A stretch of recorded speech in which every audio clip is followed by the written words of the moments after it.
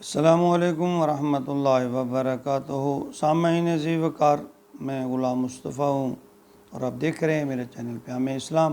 جس پہ میں اللہ اور اللہ کے رسول کا پیغام آپ تک پہنچانے کی کوشش کرتا ہوں۔ اللہ رب العالمین مجھے اخلاص نصیب فرمائے اور ہم سب کو قرآن مقدس اور نبی پاک صلی اللہ علیہ وسلم کی احادیث مبارکہ پر عمل کی توفیق عطا فرمائے۔ تو آج کا ہمارا سبق سورۃ الانعام آیت نمبر 83 ہے۔ اعوذ باللہ من الشیطان الرجیم، بسم اللہ الرحمن الرحیم۔ وَتِلْكَ حُجَّتُنَا آتَيْنَاهَا إِبْرَاهِيمَ عَلَىٰ قَوْمِهِ نَرْفَعُ دَرَجَاتٍ مَّن نَّشَاءُ إِنَّ رَبَّكَ حَكِیمٌ عَلِیمٌ۔ اس آیت مبارکہ میں اللہ رب العالمین نے حضرت ابراہیم علیہ السلام کی اس عقلی دلیل کی تائید فرمائی کہ جب حضرت ابراہیم نے اپنی قوم سے کہا کہ جب کہ تم اس رب کے ساتھ ساجد یا حصہ دار بناتے ہو نہیں ڈرتے ہو، تو میں تمہارے ان معبودوں سے کیوں ڈروں۔ مفسرین کرام بیان فرماتے ہیں کہ آیت نمبر 81 کے جواب میں ہی اللہ تعالیٰ نے آیت 82 حجت کے طور پر جو ہے وہ بیان فرمائی۔ جب انہوں نے کہا وحاج قومہ، کہ جب حجت کی قال تحاجون فی اللہ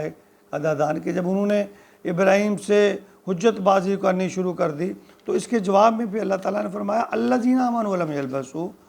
کہ یقیناً وہ لوگ جو ایمان لائے ہیں اور وہ انہوں نے ایمان میں شرک کو ملبوس نہیں کیا، گڑبڑ نہیں کیا، ملایا نہیں ہے، تو وہی اولئک لہم الامن وہم مہتدون، یہی امن والے بھی ہیں، ایمان والے بھی ہیں اور ہدایت والے بھی ہیں۔ اب اس آیت مبارکہ میں آگے پھر اللہ تعالیٰ نے فرمایا وَتِلْكَ حُجَّتُنَا آتَيْنَاهَا إِبْرَاهِيمَ عَلَىٰ قَوْمِهِ وَتِلْكَ حُجَّتُنَا، یہ ہماری وہ حجت تھی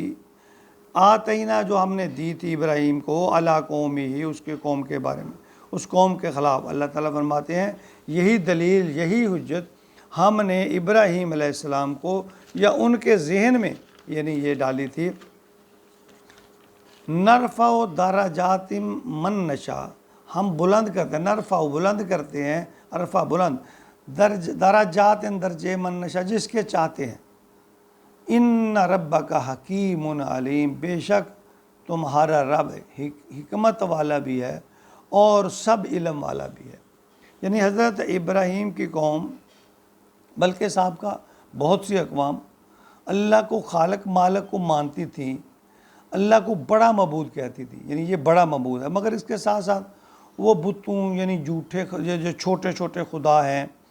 ان کو بھی شریک ٹھہراتے اور کہتے یہ ہمارے بڑے خدا یعنی اللہ کے ہمیں اس کے قریب کرتے ہیں، سفارش کریں گے قیامت کے دن۔ یہی اس آیت میں فرمایا جا رہا ہے کہ جب اللہ تعالیٰ اس سارے کارخانہ کائنات کو بنانے والا ہے، اس کائنات پر حکمران ہے، تو اسے سب حق اللہ کے پاس ہے۔ حکمرانی کا کبھی ملکیت بھی صرف اور صرف اللہ کے پاس ہے۔ اے لوگو، اگر خالق حقیقی کے ساتھ شریک اور حصہ دار بناتے ہوئے نہیں ڈرتے ہو، حالانکہ تم اس خالق حقیقی سے یعنی ڈرنا چاہیے تمہیں، تو پھر ان جھوٹے خداؤں سے مورتیوں سے میں کیوں ڈروں، یہ میرا کیا بگاڑ سکتے ہیں۔ تو ابراہیم علیہ السلام نے بڑے واضح انداز میں اپنا موقف اپنی قوم کے سامنے رکھا۔ تو آج بھی اگر ہمارا یہ خیال ہے کہ فلاں بزرگ کے لیے فلاں نظر و نیاز نہیں دیں گے تو فلاں نقصان ہو جائے گا، ان لوگوں پر آج اس طرح کے عقیدے رکھنے والے لوگوں پر ان لوگوں میں یا ان لوگوں میں اب کیا فرق ہے کہ اس بات کو شریعت میں لغو کہا جاتا ہے۔ دیکھیں، کسی بھی شخصیت کی محبت میں اس قدر آگے بڑھ جانا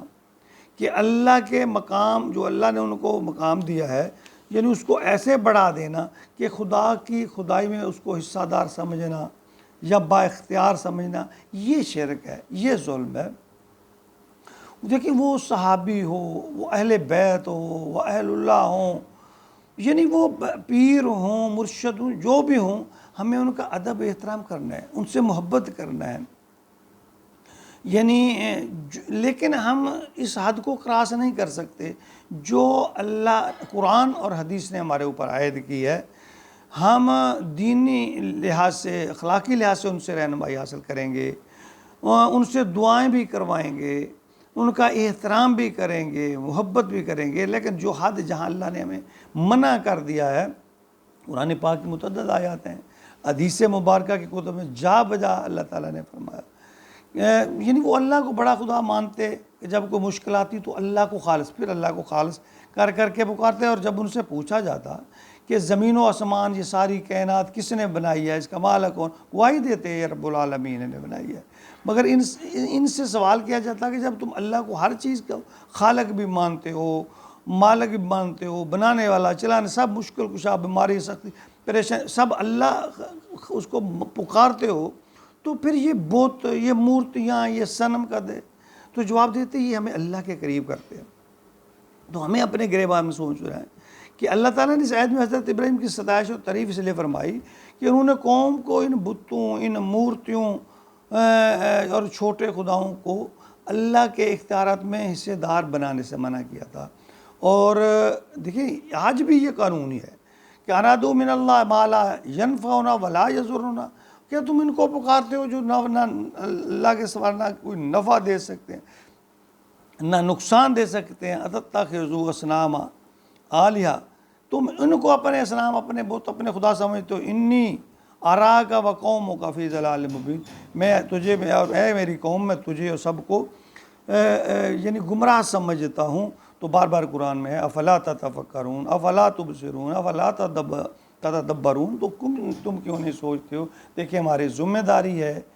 کہ ہم قرآن کو سمجھیں اور اس پر عمل کریں۔ اللہ تعالیٰ میں سمجھنے کی بھی اور عمل کی بھی توفیق عطا فرمائے، آمین۔ وما علینا الا البلاغ المبین۔